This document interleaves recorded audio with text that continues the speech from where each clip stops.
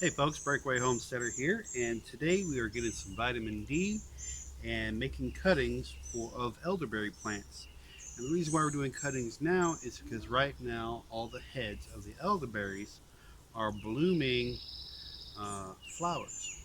And what that does for us is it gives us an opportunity to collect those flower heads, dry them out, and use them for teas. Now, elderberries are high in antioxidants and a whole bunch of good stuff that keeps you from getting sick.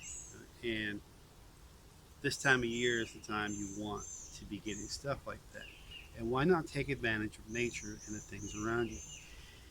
Here in the sand hills of North Carolina, this stuff grows around water and it grows prolifically. It grows everywhere. Big old heads of white flowers. And when you decide to go get flowers from elderberries, you need to really figure out the best time to get the flowers. I'm going to pull a head out here. Notice these are in a paper bag. The reason why it's in a paper bag is so I can flip it over and let all the ants, all the spiders, and all those things come out uh, of the bag. But it's also a good place where it can dry without having much interruption. So this is a head of elderberry flowers. And I'm going to bring it up close here. Hopefully it'll zoom in. But yeah, the best time to get them is when some of them have not popped yet, but the other ones are there. And you see those little yellow spots on top of them? That is the pollen of the flower. Now, it does have a small fragrance to it. The flower itself does not have fragrance. It's the pollen that has the fragrance. And so you collect these, you dry them out. As long as they have scent, they're good to dry out and keep for tea. So a lot of people in European countries make uh, alcoholic beverages with this, some candies and some different foods. And so our main purpose here is to dry them out to make tea because the bees will come up, pollinate the flowers, and they will turn into elderberries. And this whole head would be covered in deep blue and purplish elderberries. The stem will turn a white color and turn into a red color. Let me see if I can find a stem that's already starting to change. And I'll show you exactly what I mean.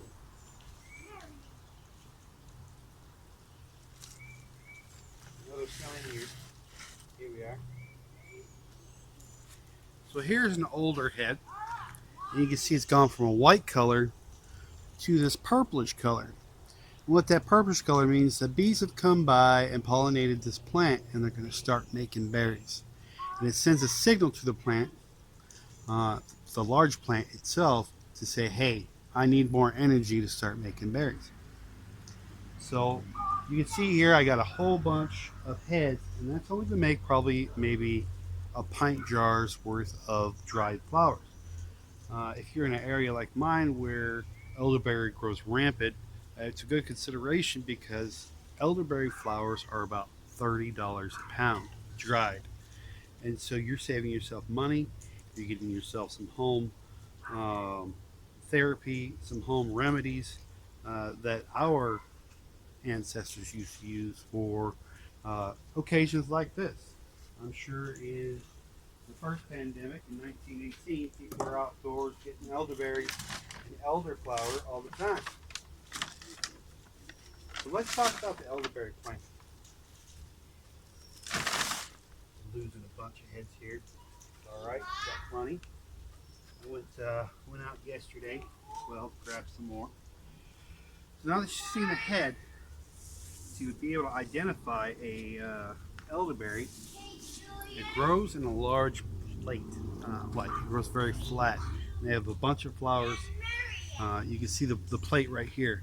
So the flowers have already come off of this right here, and they're starting to make elderberries. Those are immature elderberries, and you see how it's turned purple, right? So that's a good indicator. You see how they are like large plate. They're not bulbous. It's a large plate. They're flat. Uh, and they're close together. They're not spread apart. That's one indicator that you have an elderberry plant. Another good indicator is that you see these nodules.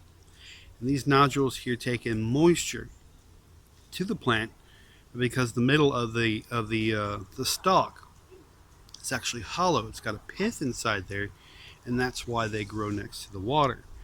Now, like bamboo, they have breaks, and you can see the section breaks.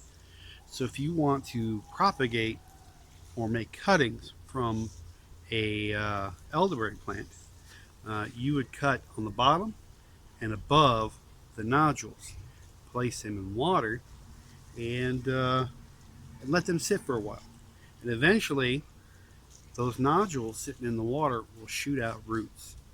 And then the top of that part where you cut will shoot out small leaves. And I'll show you an example of that. So here are some cuttings we did yesterday. We've got some new plants and we got some older plants. The older plants are a little bit woody. This green is actually underneath the outside of that. The plant is protecting itself every year it grows. And so here's an example of a cutting. We'll take this big guy out here.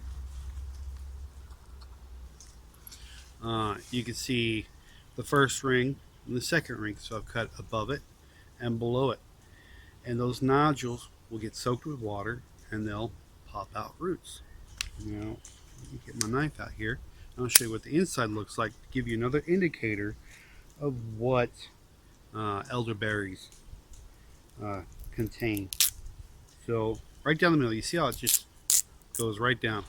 It's almost like bamboo itself. But on the inside, you can see it looks like bamboo, except it's not hollow. There's a pith inside there. And what it does is it soaks water up from the ground because it's located next to water at all times when you find it.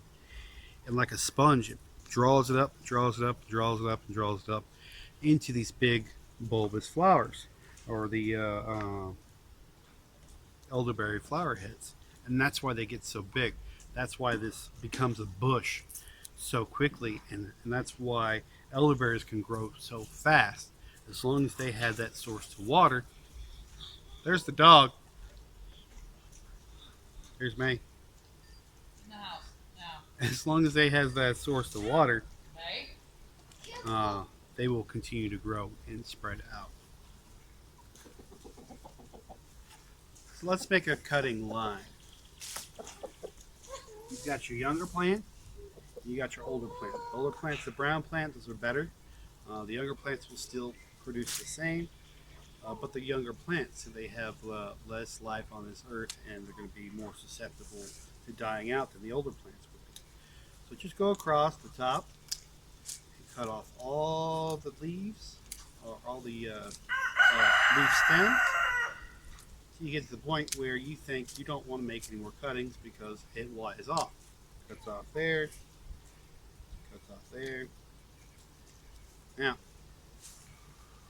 we got our first ring here, our second ring here. We'll simply cut here. That's one cutting. We're going to go up under the next ring, cut into a different direction because where you could just cut is where your cuttings are at. The other pile is where all the leaves and stuff are going to go, and they have bugs all over them. And you'll see here in a little bit when I clean this up how much the chickens have pulverized it because they're going after the bugs.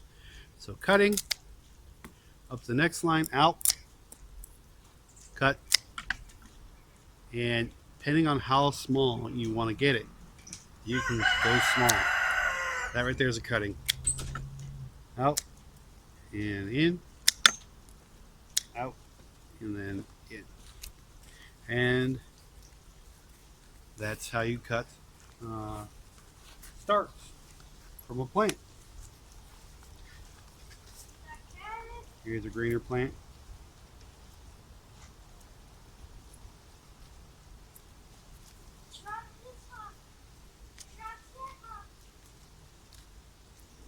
The sun's getting hot. My toes are burning. But we need the vitamin D, right? All right. And it's really that simple. Ring, cut, cut. Ring, cut, cut. Ring, cut, cut.